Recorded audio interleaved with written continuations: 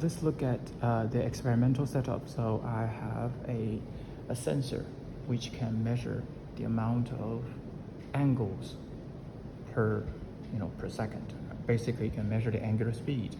So you have a mass attaching to a rod. So this is a very light rod, and it can oscillate. It can oscillate pretty much like a simple pendulum.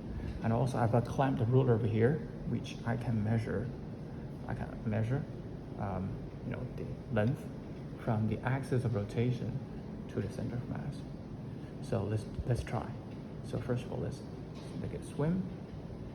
Now let's collect. You can see there's beautiful data already collected. Now let's stop. Let's look at the data. Now I just look at one data view statistics, which give me 0.966 seconds. So today I'm going to go through the physical pendulum problems.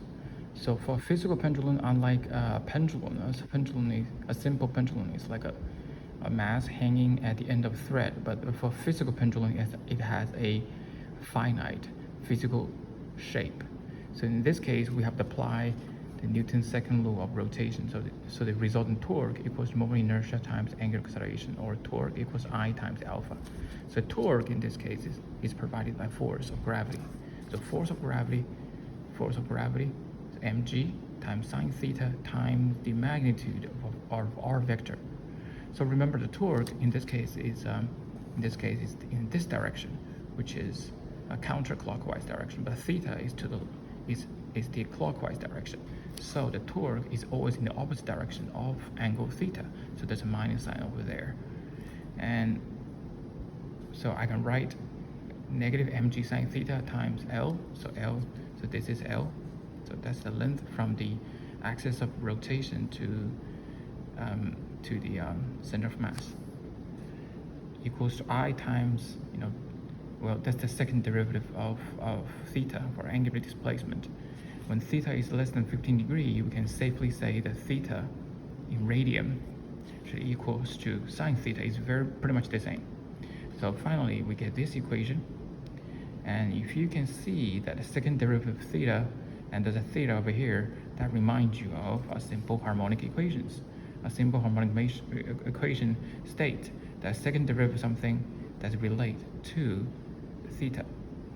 So we can say that omega squared in this case should equals to m times g times L divided by I. And finally, t should equals to 2 pi divided by omega.